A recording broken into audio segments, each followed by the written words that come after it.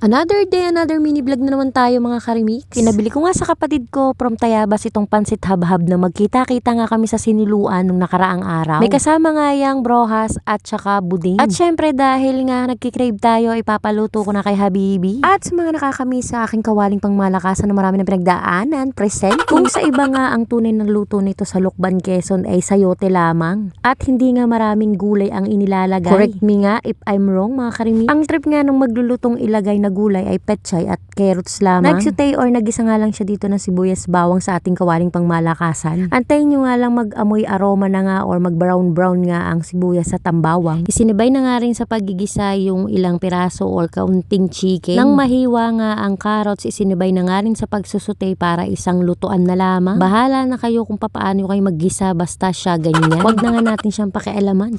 Same lang naman ang procedure sa mga nagluluto ng pansit na ordinaryong kanton, mapabihon, ganun lang din naman ang proseso nito. Pagkakaalam ko nga kung hindi nga ako nagkakamali mga karimix, ang pansit habhab ay hindi naman talaga maraming gulay ang inilalagay. Or depende pa rin talaga sa gusto nyo. Or depende kung pangbenta or pang sarili lang naman. Pero basta itong luto ni Habibi, ganito siya magluto ng habhab. Kasi hindi rin naman ako ganun kagaling magluto, pero marunong naman ako magluto. Nang masutay nga ni Habibi, nilagyan niya na ng sabaw na kaunti, toyo at mga pampalasa, pati tubig. Tansya-tansya na nga lang mga karimix kung gaano lang din naman karami yung lulutuin nyo. At nang kumukulo na nga yung sabaw, ilalagay na rin ni Habibi yung pansit habhab. Dalawang klase din daw ang pansit habhab, yung isa nga itong naka-plastic at isa ay nasa papel. Hindi ko nga alam kung anong kaibahan nila, pero sabi nga ng kapatid ko medyo basa nga daw yung nasa papel. Medyo naninibago nga si Habibi dahil pansit bato nga at mga ordinaryong sotangon bihon lamang ang mga niluluto niya. Or yun yung mga madalas namin nga lutuin dito sa bahay. Yung akala ko nga ay makakapanghiram ako ng kawali sa kapitbahay, yun naman pala kasya din. Napansin ko nga lang dito sa habhab sobrang tuyo na parang ang hirap nga niyang putol-putulin. At ito nga yung kailangan dapat ay iga nga.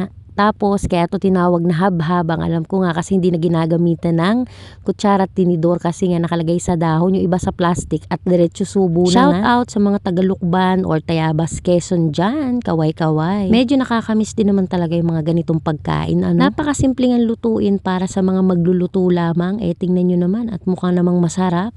Syempre, hindi naman pwede na walang suka ang pansit habhab. Since wala tayong dahon, di gumamit na lang tayo ng pinggan at ng tinidor. Sabi nga ng iba, hindi daw ito masatawag o hindi daw masasabing pansit habhab kung hindi mo hahabhabin. Ano daw?